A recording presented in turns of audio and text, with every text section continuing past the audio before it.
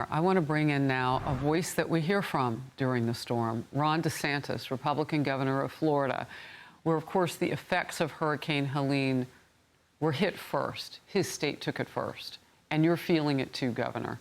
I want to start, though, and I have to, because it just seems surreal that the President of the United States would say that anyone is happy and that they have enough at this point, and that he was confused about which storm we mean.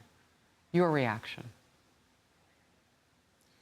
Well, Harris, we obviously got the initial impacts of the storm. It was a Category 4 storm, but we prepared for it.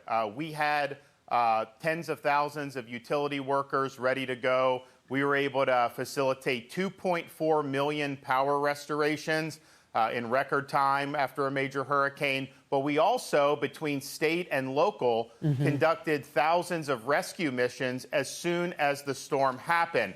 So then we were in a situation where we got through Friday of last week, come in Saturday morning, and we didn't have a demand for rescue. But you saw in Western North Carolina, you saw people that were very desperate. So I authorized air assets, National Guard, State Guard, Highway Patrol to go into Western North Carolina. So it created this odd circumstance that you have people there in Western North Carolina. And look, we've got a lot of Floridians that go there over the summer, so it wasn't like a random spot on the map for us. That's an important part of our state people where they go.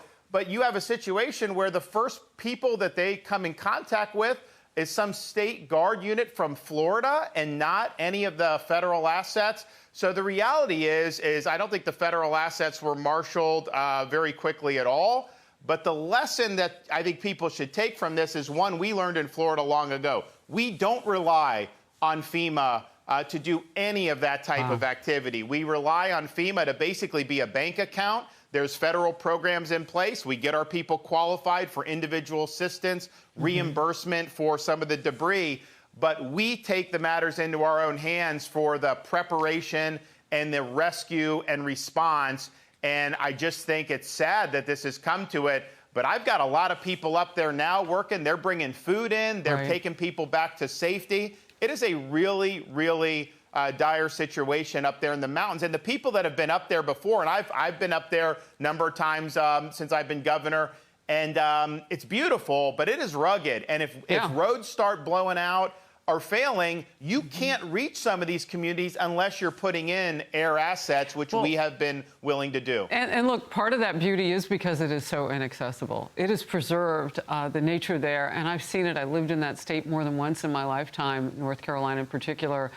It is. But where the president was, and I want, you've shown so much leadership, and your experience with the storm type of situation really shines. And you see Governor Brian Kemp of Georgia, and you see others. You're having to do a lot of this on your own. So when you hear the President of the United States say that he doesn't, first of all, know which storm we're talking about as journalists when we ask about it, and then also that people are happy with what he's done, what is your reaction, Governor?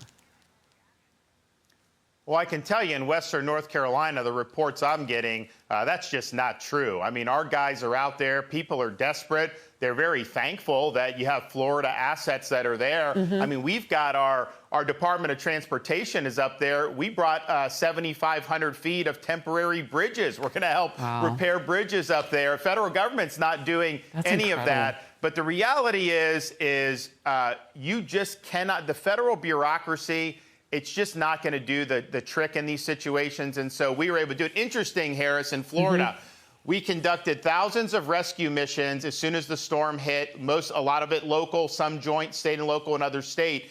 And all of those missions were successful. You know, we did have fatalities, but the people that were in dire straits that needed help, they got rescued and brought to safety. And now you're able to help other states. I mean, and they really need it. I was on the radio with a station this morning for quite some time in North Carolina, and Governor, that it's grim. And they're finding their own way, not only to sustain, but to deal with the loss of life and to discover that on their own. I mean, it is heartbreaking.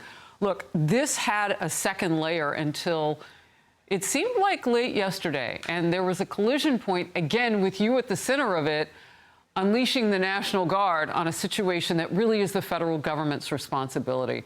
a reprieve, at least for now. Dozens of ports during the port strike, which ended overnight, along the east and Gulf coasts have reopened after the dock workers union reached a tentative deal to suspend its strike. That temporary agreement offers a 62% wage hike over 6 years. The two sides will still have until January 15th to reach a full deal.